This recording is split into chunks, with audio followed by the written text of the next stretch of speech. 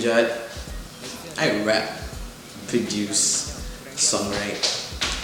You know, what I rap about? I just rap about things I know, like everyday stuff. Singapore, and then eventually, it depends. Like the mixtapes that I did, at that time all I knew was the neighbourhood. You know, just I mean, it's cliche to say struggle and all that, but the struggle of trying to make it out into this thing that I'm doing. So Woodlands is everything I say, everything I do, just like hip hop, is Woodlands. Everything about me to define Akeem Jahat, or me as a person, even outside of the songs, Woodlands. We realized that there is actually a song that I cannot describe, like I say. Like you just get it, like, hey, yo, yo. You know, the reaction is, this is it, yo. Now we are heading to that catch, having our own song, not having to borrow from the other cultures from abroad.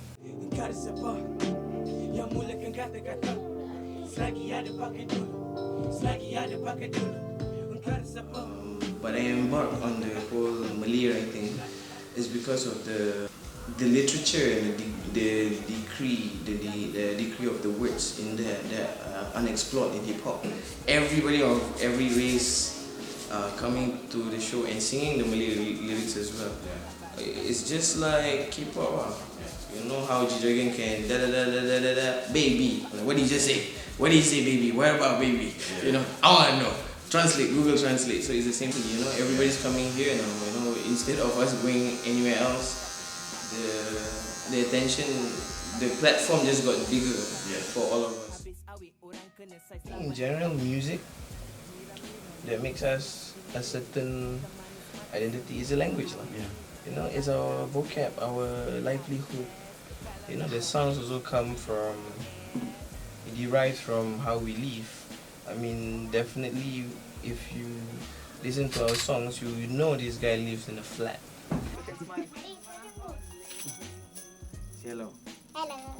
Of course, it's not on the positive side, but definitely on the supportive side as well. You know, harder to convince my mom, especially. I mean, my dad is just down for the barrio, you know, down with us.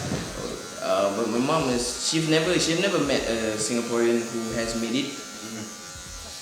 What more, a Singaporean who raps has made it? I've always taken it as a mission to make her go to her friends one day and say, yo, my son raps. The last show we did in Singapore, there was a song, particularly, you guys know my most gangster song, Pesanan Mama. It's about my mom, about all her advices and everything. So on that day, it was very emotional. I mean, I cried. I could never perform the song actually. I shouldn't have, maybe, I don't know. But I'm glad I did because when I turned on my left, there she was, just crying, boys passing her the tissue, and the next thing you know, I got a text from her like, I'm proud, I give you my blessings for doing this. I'm like, yo, this is everything I work. All that, dude. Like, she brags about me, but in front of me, she's like, this boy, useless. Music, rap, but behind my back, definitely she is my A&R and everything. Don't do what? Where you guys get your accents from? To be honest, like the olden Tiara, like she's definitely mentioned a lot, like on my social media and my songs as well, in future songs. She's what, 7 years old, right? That's how old my career is. The day she was born, I embarked on this Akeem Jahat journey. So every time I feel down, I just look at her and let's go. We watch the movies we need to watch. We mix some of the songs here, but most of the magic happens down there. What's the Aladdin song? Whole New World. Indescribable feeling. That one. Right. It's always shocking. It's always shocking. I'm always performing shocked in Malaysia. See how these guys from Malaysia who never know anything about the small town always sing the word like they live there. Like they recite from it. So every time they recite the lyrics back, it's crazy, man. I got all my video friends who are jealous. So just like how Biggie Smalls, the late Biggie Smalls, actually got me into the rap. He was from Brooklyn, and how the heck I actually got inspired from a guy I had never met, a different culture, who got me rapping. So I think that's the power of music. Performing in Japan would have always been a dream, and it's like, I don't know something about Japan. I don't want to find out now. I'm just curious. In particular Japan, but definitely anywhere we can put our flag, I would definitely do it. Condensation. Biggie in particular was his clothes and more of his self-esteem, dude. I've always been as a youngin, as a youngster, as a teenager, I've always been a hefty dude. Right. Hefty dude, and at that time, the only time when self-esteem hit me, I couldn't get the girl's number. This is how I also found rap. Right, just for fun. Always wanted to impress girls. Right. Always wanted to impress girls. Just didn't have the money for it. Just it wasn't fresh enough. You know, at that time, they had the means.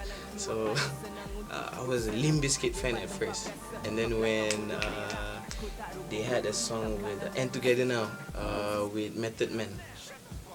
I remember that song. So when I heard the Method verse, I was like, "What is this?"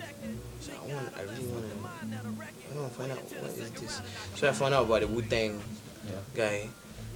Not really a Wu-Tang fan. I'm a Method Man, Redman fan. You know, yeah, definitely a Method Man fan. And then I somewhat stumbled. And it's crazy, bro. Internet wasn't there yet. Stumbled on a CD, bro. Empty CD. Somebody left it in school. And there was this particular song called The What? The first version. Notorious B.I.G. featuring Method Man. That day onwards, I go and find out who the hell is Notorious B.I.G. This guy has like one eye this way and one eye this way. Dark person. Heavy dude, hefty, and he was married to the Beyonce of that time, Faith Evans, bro. No more self-esteem issue after that. I knew my destiny. I knew it. Like I just live my life like that after that. Definitely, there are things I can relate to, which is in every song, emotions, bro. You know, his anger, his conscience, state of mind. Those are the stuff I always look out for in. Particularly the Western side of music. It's the same currency, emotions, you know, for every songwriter. Hi, I'm Mitch Albom, author of the book, The 5 People You Meet in Heaven. I like how he brings the other side of just the whole macho-driven thing we face as men, right?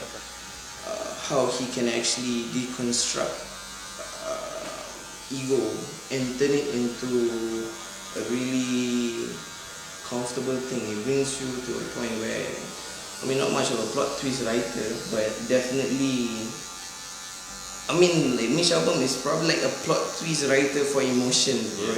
It's a roller coaster ride, and it's not the most action-packed book or whatever. But it's so crazy how it can make me feel a certain type of way, coming from a certain background, coming from a certain environment. When I read the books and I go like, man, I shouldn't have done this when I was younger. I should watch how I move now, how I speak. That's why I wish album actually got me feeling. It's crazy how we let our selves do things that we don't want to because of peer pressure. I've never liked the idea of not having full control of a situation. I like the idea of telling the truth. I like the idea of not hiding your tears, blood, sweat, you know, the things you gotta do. Because there are people going through that, and then like, my medium is music, and the game is to actually, I wouldn't say game, the mission in whatever songs I do is to make sure the listeners never feel alone in the situation. If it's relatable, they know like, oh man, this Akeem Jahat guy went through this as well, so I don't feel alone anymore. You know, like back then when I was a kid, these guys all introduced me to Kurt Cobain. the songs, you know, we grew up so different, dude. And when Kurt Cobain came up, like, okay, someone else is suffering more than me. Yeah. He's in the limelight, so I have no excuse not to do anything in my life. Mama tak ada pergi tuntut ayah. Pakai dulu selapas lagi ada biar miskin asalkan nampak bergaya. Pakai dulu ganti lain hari. Ambil dulu. I don't want to reveal too much, but definitely a little bit more on the Malay side of the language. But I don't know if we can call it a hip-hop album anymore. I don't know what promise, but definitely so much different than what I used to do or anybody used to do. But we're just gonna push a lot of boundaries this time for the album. Even the topics, I actually get to be, so to say, bare naked in certain songs. You know, tell certain truths. So you know, just gotta wait for it. It's gonna be a Singaporean sounding album. Oh, this is the original song. So like every beat. This album is a psychological album actually. Yeah. So the thing is, I'm a method person, writer. So I was lucky enough to be bestowed by this struggling life before this. So hence why Sludok was written a certain way. Yeah. But 3 years in the studio and not really going out. So where is the story gonna derive from? So I always have to have a medium. So eventually, being me and always an egoistic writer, I always challenge myself to, like when somebody tells me, Kim, it's not possible. Sure, it's not possible. Is it hard or not possible? If it's hard, I'll do it. If it's not possible, then let's go and change that answer. You know, I always like to push the boundaries for my side, the just creative side. This is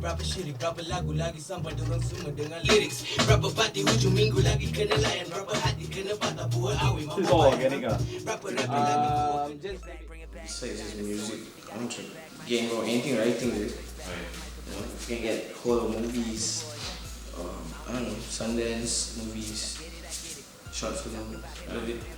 Get involved on, you need to bring back comics, bro. Yeah. I'm a comic fan. You need to bring back the whole cartoon to be nice. Woo! Say my bow. Fresh, dude. I want to bring back cartoons, bro. You know my dream job is to actually be a voice actor. Oh yeah? Yeah, dude. You have no idea. The same thing, you know, talk about real issues now. You know, something that we can relate to, but with a lot of ha ha he you know. It's the same thing, you know.